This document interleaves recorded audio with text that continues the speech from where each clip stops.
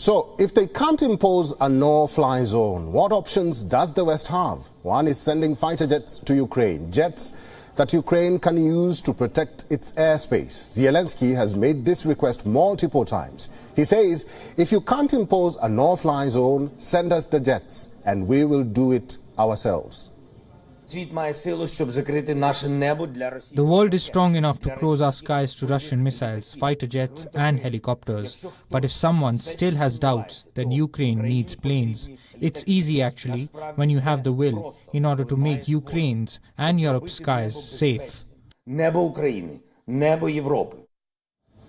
The Ukrainian Air Force uses Soviet-made MiG-29 and Sukhoi fighter jets, but its Air Force is far outnumbered by the Russian ones. So Ukraine wants more fighter jets to defend their skies. Ukraine probably has around 37 to 70 MiG-29s, all of them inherited from the Soviet Union back in 1991. Ukrainian military pilots are not trained to fly US fighter jets. They are far more equipped to handle an MiG or an Su plane. So what they need are jets from the former Soviet nations. This is an offer that the West is currently debating. They are essentially weighing a three-way deal right now by turning to Ukraine's neighbors. The most obvious choice is Poland. But here's the catch. Poland could donate its old MiGs to Ukraine, but in return, it wants US F-16s as replacement.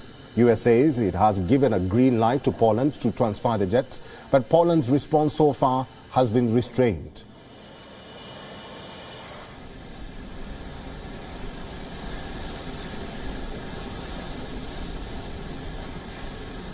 Well, this is because transferring fighter jets to Ukraine is not easy. Polish pilots cannot fly them to Ukraine. This is because Polish pilots are not NATO pilots. And this could mean a direct involvement. Another major issue could be a pilot shortage. Ukraine may get enough MiGs, but do they have enough people to fly them? Ukrainian Air Force has a dwindling number of pilots, and this could become a problem in the coming days. Another issue is the storage of the planes.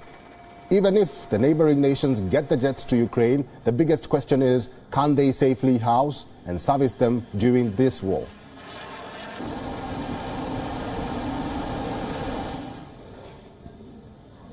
Mikey K is a former RAF pilot. Mikey, thank you very much for staying with us. A lot of debate around the Russian Air Force. Where exactly are they? 12 days into the war, Russia is yet to establish air supremacy. Why do you think that is?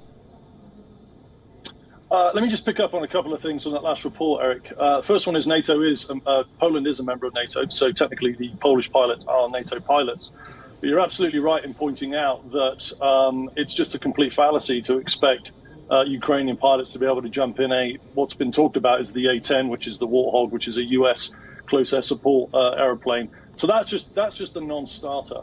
Picking up on the conversation of the debate between the US and Poland on supplying MiG-29s, the big catch point there is that the F-16s that Poland is requesting from the US, those F-16s have been designated into the Taiwan area, which the US sees as a more strategic priority at the moment. That conversation could change. It's fluid and it's dynamic.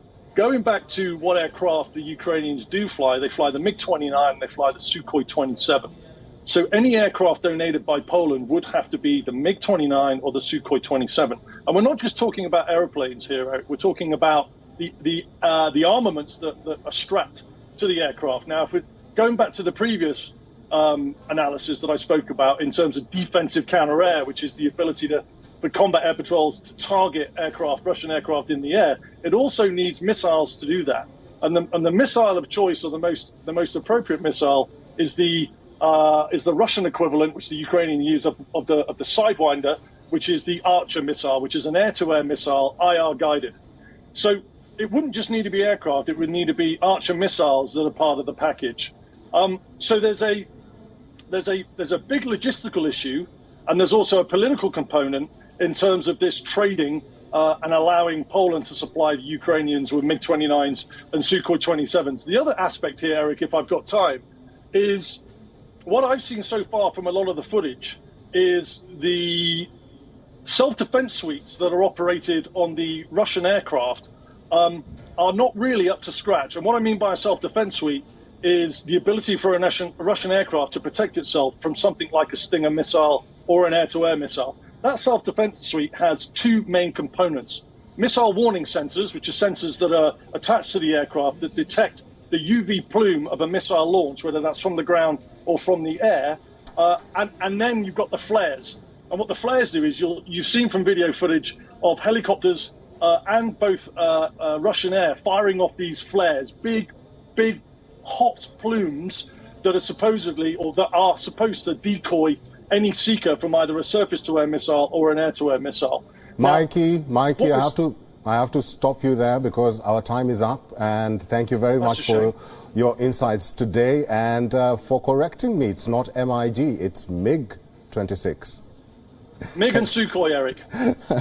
Thank you very much for that and your insights and for talking to WION today, Mikey. WION is now available in your country. Download the app now and get all the news on the move.